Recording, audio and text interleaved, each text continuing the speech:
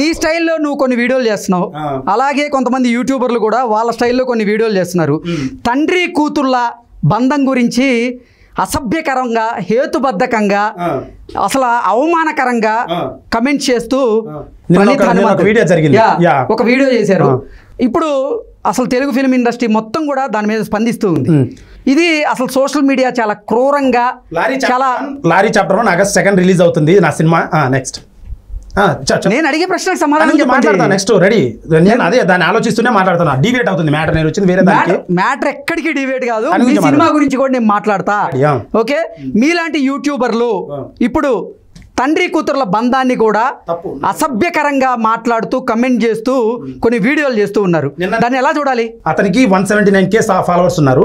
And అతను చాలా పెద్ద సినిమాలని, బాగలేని సినిమాలని, కొంచెం అంటే ఫ్లాప్ అయిన సినిమాలని, అండ్ ఇన్స్టాగ్రామ్లో డ్యాన్స్ చేసే అమ్మాయిలని, అండ్ ఎవరైతే ఎక్స్పోజింగ్ చేస్తారో, అండ్ ఎవరైనా ఏదైనా కంటెంట్ చేసినా, ఏదైనా తప్పులు చేసినా, పొరపాటున ఇంటెన్షనల్ కాకుండా తప్పుగా పొరపాటున తప్పులు చేసినా, వాటందరి కంటెంట్ తీసుకొని he's making money, he's making something out of it. Troll చేస్తూ, బూతులు ఎక్కువ లాపదాలు వాడుతూ తన కంటెంట్ చాలా రోజుల నుంచి నేను చూస్తున్నా. అంటే అప్పుడప్పుడు వేరే వాళ్ళు అతన్ని వేరే వాళ్ళు ట్రోల్ అతను ట్రోలరు, అతన్ని వేరే వాళ్ళు ట్రోల్ చేసినప్పుడు నాకు సజెషన్ నా ఫీల్డ్లో వస్తే చూస్తాను అనమాట. So what happened, I feel like some time అలా అనిపించింది. కానీ ఇదంతా ఎక్కడ జరుగుతుందంటే individual morality, that's what parenting అంటారు కదా. పేరెంటింగ్ వాళ్ళ పేరెంట్స్ వాళ్ళని ఎంత పెంచారో మరి ఏమో కానీ, చిన్న పిల్ల ఉదాహరణ పోక్సో యాక్ట్ కింద వస్తుంది ఉదాహరణ చెప్తే. And how far it is correct, తన ఏజ్ ఏంటి, తనేంటి, యాక్చువల్గా అది ఎలా తండ్రి కూతుర్ల బంధాన్ని అలాగా కమెంట్ చేయడం ఏంటి? డార్క్ కామెడీగా వాళ్ళు చిత్రీకరించారు. పేరు దానికి ట్యాగ్ ఏం పెట్టారంటే డార్క్ కామెడీ అన్నారు. డార్క్ కామెడీ అంటే లైక్ ఒక సాంగ్ ఉంది, ఇక్కడ జపాన్లో సాంగ్ ఉంది, బెల్ట్ తీసుకొని డాన్స్ చేస్తాడు అతను, ఎవరు ఒక పాప్ సింగర్. దానికి రిలేట్ చేస్తే వీళ్ళు మాట్లాడారు, ఇట్లా బెల్ట్ తీసినట్టు, ఆ పిల్లతో తండ్రి డాన్స్ చేసినట్టు. ఆ వీడియో కూడా వెస్టర్న్ వీడియో. వాళ్ళు అలా ఉంచి దాని పదాలు వాడుతూ వాళ్ళిద్దరిని కలిపినట్టు సెక్సువల్గా బూత్ పదాలు వాడుతూ వాళ్ళని డిస్క్రైబ్ చేసి వాడారు. ఇది అస్సలు కరెక్ట్ కాదు అండ్ అబ్జెక్షనబుల్ థింగ్ అనమాట. అండ్ అది how far it is correct. First of all నేను ప్రాంక్స్ చేస్తున్నా అన్న, నా pranks scripted pranks. First of all నేను మొరాలిటీలో చాలా ఉన్నా. స్క్రిప్టెడ్ ప్రాంక్స్ అంటే నేను 600 వీడియోలు కూడా 600 మందికి చెప్పి మనం ఇది చేస్తున్నామని చెప్పి రిలీజ్ చేసేటప్పుడు వీడియో పంపించి ఓకేనా అని చెప్పి చేసిన వీడియోస్. అంటే ప్రాంక్ వీడియోల పేరుతో నువ్వు నెటిజన్లు మోసం చేసావా? అది అప్పుడే చెప్పా, 2 years బ్యాకే చెప్పా. దానివల్ల ఏమైందంటే నాకు నేను 4-5 కోట్లు సంపాదించింది, ₹1 కోటి సంపాదించా దానివల్లే. ఏంటి యూట్యూబ్ వీడియోల మీద ₹1 కోటి దాకా సంపాదించావా? సంపాదించా. యూట్యూబ్, ఫేస్బుక్ రెండిట్లో కలిపి సంపాదించాను. దాంట్లో కొంతమందికి డబ్బులు ఇచ్చాము, జూనియర్ ఆర్టిస్టులు నా ఫ్రెండ్స్, కొంతమంది నాకు ఫ్రీగా చేశారు, అమ్మాయిలు చాలా మంది సపోర్ట్ చేశారు. ఏంటి మీరే వెళ్ళి వాళ్ళని కన్సల్ట్ అవుతారా లేదా వాళ్ళు మీ దగ్గరికి వచ్చి? వాళ్ళు అవుతారు, కొంతమంది ఫ్రెండ్స్, కొంతమంది ఆన్లైన్లో నాతో వీడియో చేయి కొంచెం వ్యూస్ వస్తాయి, నేను యాక్టర్ అవ్వాలనుకుంటున్నా వాళ్ళు చేస్తారు. కొంతమంది నేను అడుగుతా, కొంతమంది ఏజెంట్స్ ద్వారా నెంబర్లు అడిగి మేడం ఇట్లా షూటింగ్ ఉంది చేస్తారంటే చేస్తారు. వాళ్ళ ప్లేస్లో నిలబెట్టి స్క్రిప్ట్ చెప్పి చేస్తాం. అట్లా చేస్తాం అనమాట. అంటే మ్యూచువల్ డిస్కషన్తో చేశా. నాకు ఎంత మొరాలిటీ అంటే నేను ఎటువంటి అంటే చాలా సెన్సిటివ్. ఒక వ్యక్తి కరోనా వచ్చినాంచి ఒక మనిషి యొక్క టైం, హెల్త్ అండ్ మనీ చాలా వాల్యుబుల్ అయిపోయింది. చాలా మంది లాస్ అయిపోయారు, చాలా కష్టాల్లో ఉన్నారు. సో దాన్ని నేను చాలా కేర్ఫుల్ గా తీసుకుంటా, చాలా బాధ్యతగా తీసుకుంటా. ఎవరిని మనం మోసం చేయకూడదు, ఇబ్బంది పెట్టద్దు, వాళ్ళ టైం కూడా వేస్ట్ చేయకూడదు అని ఇంత మొరాలిటీ ఉన్నాను నేను. ఇంకోటి ప్రాంక్ అంటే ఏంటి, రియలిస్టిక్గా నేను చేసే ప్రాంక్ కాదు, ఒక short film type of scripted prank content అది. అంటే ఇప్పుడు ప్రాంక్ అంటే రోడ్డు మీద అవుతుంటారు, నేను ఏదైనా చేస్తా, అది కెమెరాలో క్యాప్చర్ అవ్వదు, అటు ఇటు మూవ్ అవుతారు. నా దాంట్లో చూడండి స్టడీగా నిలబడి ఉంటారు, మేకప్ వేసుకొని ఉంటారు, ఎట్టొస్తారు పొట్టి పొట్టి డ్రెస్సులు వేసుకొని వారు అలా మాట్లాడడానికి అసభ్యంగా మీరు ఎలా ఒప్పిస్తారు అసలు వాళ్ళని, అమ్మాయిల్ని? అసభ్యంగా ఏముంటుంది, మీరు అసభ్యంగా మీరు ఫీల్ అవుతున్నారు, దట్స్ వాట్ అడల్ట్ 18+ అంతే, దట్స్ నథింగ్ రాంగ్. 18+ లో A++++ చాలా ఉంటాయి, అంత A+ చేయలే, జస్ట్ 18. ఆ 18 అనేది కూడా ఒక పార్ట్ ఆఫ్ ద సొసైటీ. లేకపోతే ఇప్పటికీ మీ కంటెంట్ ని మీరు సమర్థించుకుంటున్నారా? 200% ఎవరు వచ్చినా నేను మాట్లాడతా దాని గురించి. దానికి మీకు ఎక్స్ప్లెనేషన్ ఇస్తున్నా, మీకు ఎక్కట్లే మైండ్లోకి, అంతే. నేను సమర్థిస్తున్నా. నాకే ఇష్టం ఉండదు వేరే వాడిని బాధ పెట్టడము. అదే ప్రాంక్ రియలిస్టిక్ గా రోడ్డు మీదకి వెళ్ళి ఒక అతను పోతున్నాడు, చెవులో ఇట్లా బెలూన్ ప్లే చేస్తే సౌండ్ చేస్తే సౌండ్ వస్తుంది, తను భయపడతాడు. దాన్ని క్యాప్చర్ చేసి యూట్యూబ్లో పోస్ట్ చేస్తే అందరూ థ్రిల్ ఫీల్ అవుతారు. కానీ తనకి ఎంత ఇయర్ డ్రమ్స్ ప్లే అవుతాయి, ఎంత డెసిబుల్ ఆఫ్ సౌండ్ వస్తుంది, ఆ పెయిన్ నాకు తెలుసు. అటువంటి రియల్ ప్రాంక్లు నేను చేయలే. బాంబులు వేల్చడం, వాటర్ ప్యాకెట్లతో కొట్టడం ప్రాంక్స్ అంటే ఇవి ముంబైలో చేసేవాళ్ళు, అవి కూడా ఈనాడు బ్యాన్ చేశారు. So I know the individual person, individual person యొక్క మెంటల్ స్టెబిలిటీ ప్రతి నాకు తెలుసు. నాకు హర్ట్ చేయడం అసలు ఇష్టం ఉండదు. అండ్ ఇంకోటి నాకు అంత ధైర్యం కూడా లేదు, హానెస్ట్ చెప్తాను. అందుకే నేను రియల్ ప్రాంక్స్ చేయలే, scripted, because I want become an actor. అది కూడా యాక్సిడెంటల్గా అలా చేశాను. అది నథింగ్ రాంగ్ కూడా కాదు, దాని మీద మీరు చిత్రీకరిస్తున్నా కానీ రాంగ్ కాదు. నేను సమర్థిస్తున్నా, ఎవరితోనే మాట్లాడదా, ఎక్స్ప్లెనేషన్ కూడా ఇచ్చా. సో నేను అనడం ఏంటంటే వీడియోస్ చేశాను, డబ్బు సంపాదించాను, ఆ డబ్బుని మళ్ళీ నేను ప్రజలకి, సొసైటీకి ఖర్చు పెట్టాను, టెక్నీషియన్లకి, సినిమా ఇండస్ట్రీలో సినిమాలకు ఖర్చు పెట్టాను. ఒక సినిమా తీశాను, చాలా కొత్త వాళ్ళని చాలా గట్టిగా తీసి చాలా బాగా చేశాను. అండ్ ఎస్పెషల్లీ ఇప్పుడు ఈ అతను చేయడం అయితే కరెక్ట్ కాదు. అండ్ ఇప్పుడు అంటే ప్రణీత్ హనుమంత్ చేస్తున్నటువంటి ఆ కంటెంట్ వీడియోలు ఏ అయితే ఉన్నాయో మీ కంటెంట్ వీడియోలు కూడా వాటికి దగ్గరగా లేదనుకుంటున్నారా? 200% లేదు. That's different thing. అది అతను వేరే వాళ్ళ పర్మిషన్ లేకుండా ఒకరు ఇప్పుడు ఒక అమ్మాయి బాగా కొంచెం హాట్ గా డ్రెస్ వేసి వీడియో చేసిందబ్బా, ఇతను ఏం ఫీల్ అవుతున్నాడు, ఆ అమ్మాయి ఇంట్లో పర్మిషన్ ఇచ్చేసారు అందుకే అమ్మాయి ఎగురుతుంది, ఆ అమ్మాయి వీడియోని తీసుకుని ట్రోల్ చేస్తే ఇంకా నో ప్రాబ్లం, ఆమె కూడా ఫేమ్ వస్తుంది, ఆమె యాక్సెప్ట్ చేస్తుంది అనే విధంగా ఇతను ఫీల్ అయ్యి అందరి కంటెంట్ తీసుకొని రోడ్డు మీద దొరికే కంటెంట్ ప్రతిదీ ఇన్స్టాగ్రామ్ లో యాడ్ దొరుకుతుంది కంటెంట్, ఆ కంటెంట్ అంతా తీసుకొచ్చి యూట్యూబ్ లో కంటెంట్ తీసుకొచ్చి ట్రోల్ చేసి ఒక గేమ్ ఆడే ఫీడ్ తీసుకొచ్చి ఆ ఫీడ్ మీద బూతులు మాట్లాడుతూ ట్రోలింగ్ ఛానల్ 200-300 ఛానల్ ఉన్నాయి. వీళ్ళందరూ ఎందుకు చేస్తున్నట్టు ఒకటే డైలాగ్ చెప్తున్నా, ఈజీ యాక్సెస్ ఈజీ మనీ కోసం చేస్తున్నారు. అంటే నెలకు ₹1,00,000 2,00,000 వస్తాయి, చదువులు లేవు, డిసిప్లిన్ లేదు, ఏమి డిగ్రీలు ఉండవు. అంటే నాకు ఉన్నాయంటే నాకు ఉంది, నేను జాబ్ కూడా చేసా, 1 year జాబ్ చేసి మెట్రో ఫార్మస్యూటికల్స్లో జాబ్ చేసి అక్కడి నుంచి తర్వాత కొంచెం మనీ సేవ్ చేసుకొని చెన్నైకి వెళ్ళి డైరెక్షన్ కోర్స్ చేసి ఉద్యోగం అనేది కేజీ లాగా ఉంది, నేను ఏదైనా సాధించాలి అని నేను వచ్చా కాబట్టి నేను మాట్లాడుతున్నా. అంటే చదువుకున్న వాళ్ళు గొప్ప వాళ్ళు కాదు పాత వాళ్ళు అనట్లా, కొన్ని మోరల్స్ తెలుస్తాయి. చదువుకున్న వాళ్ళు కూడా చాలా గొప్ప వాళ్ళు ఉన్నారు, చదువుకున్నోడి కొంచెం మోరల్స్ తెలుస్తాయి. చదువుకున్న వాళ్ళు చాలా గొప్ప వాళ్ళు ఉన్నారు, అది పేరెంటింగ్ పెరిగిన విధానంలో వాళ్ళ అప్బ్రింగింగ్ లో అవన్నీ ఉంటాయి, ఎవరిని అనట్లే. కానీ వాళ్ళ గురించి ఆ section of 4 or 5 people who are involved in that content I'm talking about. Easy money ఒకడు ఉంటాడు బీన్ బ్యాగ్ అని, వాడికి కూర్చుంటాడు, వాడి పేరు బీన్ బ్యాగ్, వాడు కూడా ఇంతలా ఉంటాడు. బాడీ షేమ్ చేయట్లే నేను, అందరినీ షేమ్ చేస్తుంటాడు, అందరి వీడియోలు తీసుకొచ్చి ట్రోల్ చేస్తూ ఉంటాడు. ఇంకో ఉన్నాడు బకిడి అని, వాడి పేరు బకిడి అంటే ఆపోజిట్ వేసుకోండి, ఫోన్ కాన్ లాగా బకిడి అని. ఆడు అందరినీ ప్రతిదీ బాగలేదు, ఇది బాగలేదు, అది బాగలేదు అంటుంటాడు. వీళ్ళకి కంటెంట్ లేదు, వేరే వాళ్ళ కంటెంట్ రెస్పాండ్ అవుతుంటారు. కంటెంట్ ఓన్ కంటెంట్ చేయలేరు. ఈజీ యాక్సెస్, తొందరగా పొద్దునకల్లా సక్సెస్ అయిపోవాలి, నేనన్నా నా వీడియోలు చేసే వాళ్ళు కొంతమందికి డబ్బులు ఇచ్చా. ఓకే, అంటే ఎవరిని కించపరచకుండా వీడియోలు చేస్తున్నారంట, ఎవరిని కించపరచకుండా మేము మ్యూచువల్ అగ్రిమెంట్స్ తో మేము చేసుకుంటూ ఎంటర్టైన్ చేస్తున్నాం. చాలా మంది కింద పాజిటివ్ కమెంట్స్ కూడా పెడతారు, అన్న మీరు రిఫ్రెష్ అవుతాం, భలే ఉంటాయి మీ కంటెంట్ అది ఇది అని. పాజిటివ్ ఎక్కువ ఓపెన్ చేయండి, నా ముందు ఏ వీడియో అయినా ఓపెన్ చేయండి. నెగిటివ్ కమెంట్స్ ఒక 5-6 ఉంటాయి, ఒక 100, 15, 20 ఉంటాయి. అది ఆబ్వియస్ గా పవన్ కళ్యాణ్ గారినే తిడతారు, చిరంజీవి గారినే తిడతారు. నన్ను తిట్టేది ఏంటి అంటే పవన్ కళ్యాణ్ చిరంజీవి గారితో పోల్చుకుంటున్నావు కాదండి, అనుకోండి తప్పేముంది, అంటే వాళ్ళు పెద్దవాళ్ళు, కానీ కంపారిజన్ ప్రతి ఒక్కరిని తిడుతున్నారు సొసైటీలో, నన్ను కూడా తిడతారు. తిట్టడంలో 10లో 8 మంది 2-3 ఉన్నారు సొసైటీలో అంటే రెఫరెన్స్ చెప్తున్నా. వాళ్ళతో ఎట్లా పోల్చుకుంటా, వాళ్ళు చేసిన పని ఏంది, వాళ్ళు పెద్దవాళ్ళు, నేను ఇప్పుడే మొదలు పెట్టాను నా కెరీర్ అట్లా. ఓకే, అంటే కొంతమంది యూట్యూబర్లు కొంత ఫేమ్ వచ్చాక దాన్ని క్యాష్గా చేసుకునేందుకు చాలామంది ప్రయత్నాలు చేస్తున్నారు. అందులో భాగంగానే చాలామంది బెట్టింగ్ యాప్లను కూడా ప్రమోట్ చేస్తున్నారు. ఈ మధ్య కాలంలో హర్షసాయి బెట్టింగ్ యాప్స్ సంబంధించినటువంటి వివాదం రాజుకుంది, అది ఇప్పుడు కూడా సంచలనంగా మారింది. ఇప్పుడు ఇది ఇంకా హనుమంతుడు అవ్వలేదు. హనుమంతుడు ఏంటంటే మ్యాటర్, ఇప్పుడు డిపార్ట్మెంట్ దాన్ని తీసుకున్నది అండ్ అప్రిషియేటబుల్ థింగ్. ఇదేంటంటే సోషల్ ఇన్ఫ్లుయెన్సర్స్కి ట్రోలర్స్ అనేది ఇన్ఫ్లుయెన్సర్స్ కంటెంట్ చేస్తూ చేయడంలో తప్పే లేదు. వాళ్ళకు కూడా గవర్నమెంట్ ఇప్పుడు గత 5 ఏళ్ల నుంచి భూమి వచ్చింది, డిజిటల్ ప్లాట్ఫామ్ సోషల్ మీడియా 5 ఏళ్ల నుంచి వచ్చింది. అంతకుముందు ఫోన్లు ఉండే, ఈ జియో ఎప్పుడైతే ఫ్రీ నెట్వర్క్ వచ్చిందో ప్రతి ఒక్కరికి ఫోన్లు వచ్చాయి, ప్రతి ఒక్కరు సంపాదిస్తున్నారు, జాబులు ఈఎంఐలో ఫోన్లు కొంటున్నారు. సో ఈ భూమి రావడం వల్ల ఏమైందంటే ప్రతి ఒక్కరు కూడా కంటెంట్ చేస్తున్నారు. ఈ కంటెంట్ చేస్తూ కొంతమంది ఫాలోవర్స్ సంపాదించుకుంటున్నారు. వాళ్ళందరికీ మన దేశంలో ఒక చట్టం తేవాలంటే ఇంకా బిల్లులు అంటారు, రాజకీయాలు అంటారు, చాలా ఉంటాయి. అక్కడ పోయి బిల్లు పెట్టి సెంట్రల్ గవర్నమెంట్ తీసుకురావాలి. ఇన్ని చేయడానికి కొంచెం టైం పడుతుంది. ఇప్పుడు 5 years అయింది, ఇంకొక 5 to 10 years లో కొన్ని వచ్చేస్తాయి. సో ఇన్ఫ్లుయెన్సర్స్ అందరికీ ఒక సెషన్ పెట్టాలి government, local police department SP గారు కానీ లేదా మన కలెక్టర్ గారు కానీ పెట్టి జస్ట్ అఫీషియల్ గానే పిలిపించి మాట్లాడి, అమ్మ మీరు చేసేటువంటి కంటెంట్ లో జాగ్రత్తలు వహించండి, ఎటువంటి నెగిటివిటీ ఉండకూడదు అనేది ఒక చిన్న హెచ్చరిక. ఎందుకు మీ మీద బాధ్యత లేదా? మీరు కూడా యూట్యూబర్ గా ఫేమ్ వచ్చింది కదా మీకు కూడా, మీరు ఎందుకు అటువంటి కంటెంట్ ని ప్రమోట్ చేయడం లేదు? మరి పూర్తి అవ్వకుండానే చెప్తున్నారు. అదే దాని నెక్స్ట్ అదే చెప్తున్నా, అది ఎట్లా చెప్పాలి అదొకటి, అది గవర్నమెంట్ తరహా బాధ్యత.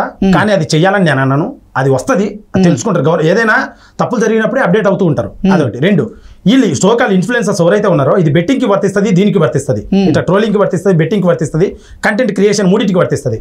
ఇండివిజువల్ మొరాలిటీ, వాళ్ళు పెరిగిన విధానం, తుత్తరబడి తొందరగా సక్సెస్ అవ్వాలి అనే దాని వల్ల అవుతుంది, కష్టపడే తత్వం లేయడం వల్ల అవుతుంది, అండ్ ఈజీ మనీ వల్ల అవుతుంది. వాళ్ళకు ఆ మైండ్ సెట్లు ఎలా వస్తున్నాయంటే ఈజీ మనీ వల్ల అవుతుంది. తుత్తరపడే పద్దనికల్లా హీరో అయిపోవాలి, వాడు కారు కొన్నాడు, ఆ ఇన్స్టాగ్రామ్ వాడు ఈడు కొన్నాడు, ఈడు బాలి వెళ్ళిండు, వాడు గోవా వెళ్ళిండు, నేను వెళ్ళాలి, దీనివల్ల డబ్బులు చేసి వచ్చాయి డబ్బులు, ఆ డబ్బులు తెలిపోవచ్చు, ఎంజాయ్ చేయొచ్చు అని అవుతున్నారు తప్ప లాంగ్విటీ ఆలోచించట్లా. లాంగ్విటీ అంటే ద సో కాల్డ్ కొన్ని ఇన్ఫ్లుయెన్సర్స్ ఉన్నారు. They are since from beginning 5 to 10 years maintain చేస్తున్నారు. నా ఛానల్ కూడా నేను 4 years నుంచి మెయింటైన్ చేస్తున్నా. సో లాంగ్వేజ్ ఆలోచించడం లే, ఆ లాంగ్వేజ్ ఆలోచించని వాళ్ళు వీళ్ళు this trollers people. Because strike పడితే ఛానల్ పోతే కొత్త ఛానల్ పెడతాడు, మళ్ళీ ఆ పాత వీడియోలు అన్ని ఫీడ్ ఉంటాయి, అప్లోడ్ చేస్తారు. అంటే యూట్యూబ్లో వచ్చినటువంటి ఆ ఫేమ్ని క్యాష్ చేసుకునేందుకు వాళ్ళు అసలు బెట్టింగ్ యాప్లను కానీ సమాజం మీద చెడు ప్రభావం చూపించేటువంటి వాటిని ప్రమోట్ చేయడం ఎంతవరకు కరెక్ట్? సో ఒక 5 లక్షలు, 1 లక్ష, 2 లక్షలు, 3 లక్షల మంది ఫాలో అవుతున్నారు అనుకో ఒక మనిషిని, అతను చాలా బాధ్యతగా ఉండాలని నా అభిప్రాయం. బట్ ఆ బాధ్యత అనేది 24 ఏళ్ళు దాటిన తర్వాత ప్రతి వ్యక్తిలో స్పృహ వస్తుంది, అంతవరకు రాదు. అంతవరకు చిల్లరగానే ఉంటాడు. నేను అలానే ఉండేవాడిని. So by the time parenting అనేది మన ఫ్రెండ్స్ కానీ మంచి చెడు చెప్తూ గైడ్ చేయడంలో ప్రోత్సహించాలి. అండ్ ఇప్పుడు ఎవడైతే ఇన్ఫ్లుయెన్సర్ ఉన్నాడో ఆ ఇన్ఫ్లుయెన్సర్ని నేను చెప్పినట్టు ఈ సెషన్స్ అయితే పెట్టడం ఉత్తమం నా అభిప్రాయం. ఎందుకంటే వాడికి ఇండివిజువల్గా లేనప్పుడు నేను అనేది ఇండివిజువల్గా వాడికి ఉండాలి. First of all before starting this all influence and all, వాడికి ఒక బేసిక్ మొరాలిటీ ఉండాలి సొసైటీలో. రెడ్ లైట్ పడితే ఆగాలి, గ్రీన్ లైట్ పడితే వెళ్ళాలి అని వాడికి ఇండివిజువల్ మొరాలిటీ ఉండాలి. అది లేనప్పుడు అడ్వాన్స్మెంట్లో నేను చెప్పేది ఇట్లా ఏదైనా సెషన్స్ పెట్టి we have to just talk to them. ఆర్ఎల్స్ యూట్యూబ్ వాళ్ళే ఫెస్టులు పెడుతుంటారు, ఆ యూట్యూబ్ కూడా చెప్పాలి, అరే భయ్ జాగ్రత్త బతకండి, మీరంతా మా ఎంప్లాయీస్, మర్యాద బతకండి అని ఆన్లైన్ చెప్పాలి, ఫేస్బుక్లో మర్యాద చెప్పాలి. ఈ థింగ్స్ చాలా ఉంటాయి. ఇవన్నీ వాళ్ళ ఇండివిజువల్ థింగ్స్ అనమాట. ఈ బెట్టింగ్ స్టార్టింగ్లో 2020 జూన్ 14 కొన్ని వీడియో ప్రాంక్స్ మొదలుపెట్టినప్పుడు, స్క్రిప్టెడ్ వీడియోస్ మొదలుపెట్టినప్పుడు నేను 4 బెట్టింగ్ యాప్లు చేశాను. హిందీ నుంచి ఒకటి ఫోన్ చేస్తాడు ఏజెంట్. ఆడు అప్పుడు బెట్టింగ్ అంత లేదు, ఏం లేదు అసలు. నాకెంత అప్పుడు 6,000, 7,000, 10,000 ఇచ్చేవాళ్ళు. అప్పుడు నాకు 2 లక్షలు, 3 లక్షలు ఫాలోవర్స్ అంతే. ఆ టైంలో హిందీ నుంచి నేను వీడియో మొత్తం చేసి చివరిలో కూడా అన్న నేను నమస్తే, నేను డబ్బు కోసం చేస్తున్నా, ఇది మీరు ఇన్వాల్వ్ కావద్దని పెట్టద్దని డిస్క్లైమర్ వీడియో తెలుగులో పెడతా. వాడు హిందీ వాడు, వానికి అర్థం కాదు ఆ వీడియో ఫార్వర్డ్ చేస్తే. ఇంకా వాడు అడుగుతారు, అప్పుడు 2 సార్లు అడిగిండు, ఇదేంది ఏదో చేయొద్దని చెప్తున్నా అన్నాడు. చెప్పాను లేదు బ్రదర్ అది బాగా చేయండి అని చెప్పాను. అర్థమైందా? కవర్ చేసి వాళ్ళని కూడా మోసం చేసి అయితే నా డబ్బు కావాలి కదా, వాడు ఛానల్ మోసం చేస్తాను కదా. నేను చేసాను, ఓపెన్ చెప్తున్నా. Because I don't want to cheat people, because my subscribers and also subscribers. అంటే ప్రజలను మోసం చేసేవాడిని శ్రీకాంత్ రెడ్డి మోసం చేస్తున్నాడు. అట్లా అవి ఏది చిన్న 5,000, 10,000 ఎంత 4 వీడియోలు కలిపి 20,000 వచ్చింటాయి. దాని తర్వాత మన ఫ్రెండ్ ఒకడు అట్లా చెప్పినా కానీ గోవాలో ఉంటాడు. ఆడి కేసినో కోసం వెళ్ళాడు అక్కడికి. ఆడి పిచ్చి ఆ గోవా కేసిని బిగ్ డాడ్ అక్కడే తిరుగుతున్నాడు. ఆడు 2 బెట్టింగ్ చెప్పావు కదా అని ఏదో ఇన్వెస్ట్ చేశారు, 200 రూపీస్ జస్ట్. అది మన సిగరెట్ దాకా పెట్టాడు. ఆ 200 రూపీస్ అట్టే పోయాయి. అప్పుడు చెప్పాడు, ఫోన్ చేశాడు, అది నేను చెప్పినా కదా లాస్ట్లో, అది లేదంటే చెప్పినావు మామ కానీ వస్తాయని ఆడ డిసిప్లే భలే ఉంది మామ, నిజంగా వస్తాయి అనుకుంటారు వాళ్ళు ఇచ్చిన అల్గారిథం అది ఉంటుంది, అది ఇంటర్ఫేస్. ఆ ఇంటర్ఫేస్ చూస్తే డబ్బులు వస్తాయి అనిపిస్తుంది, వాళ్ళ డిజైనింగ్ అలా ఉంటుంది. అది ఊరికి మేము డబ్బులు ఇచ్చినందుకు అప్లోడ్ చేస్తాం. అట్లా చేసి అప్పుడు నాకు అర్థమైంది, అరే నా ఫ్రెండ్ గాడే మోసపోయిండు, ప్రజల్లో పల్లెటూరులో ఏడో నా వీడియో చూస్తుంటాడు, నా చట్టాలు కరెక్టరా, నిదానంగా ఎదుగుదాం రా, వాడి మనసులో పడిపోద్ది నా వల్ల లాస్ వచ్చాయని నాకు బాగా ఆ రోజు అర్థమైంది. 200 రూపాయలే నా బెస్ట్ ఫ్రెండ్ వాడు. అండ్ ఆ 4 వీడియోలు నేను సంపాదించింది 26,000, 27,000 అంతే. నథింగ్. యూట్యూబ్ లోనే వాళ్ళ కంటెంట్ నా వ్యూస్ ద్వారా నేను ఎక్కువ సంపాదించాను. అప్పటి నుంచి నాకు ఇప్పటికీ 120, 140 బెట్టింగ్ యాప్లు వచ్చాయి. హానెస్ట్ చెప్తున్నా. ఇప్పుడు కూడా మెయిల్, నిన్న మధ్యాహ్నం ఒక మెయిల్ వచ్చింది, 43,000 ఇస్తామని. ఒక వీడియో చేస్తే నా 3 ప్లాట్ఫామ్లో పెడితే నాకు, నేను గొప్పనని కాదు, నా సబ్స్క్రైబర్ తెలుస్తుంది, దాని ద్వారా సంపాదించుకోవచ్చు అని హిందీ వాడు బాంబే నుంచి మెసేజ్ చేశాడు.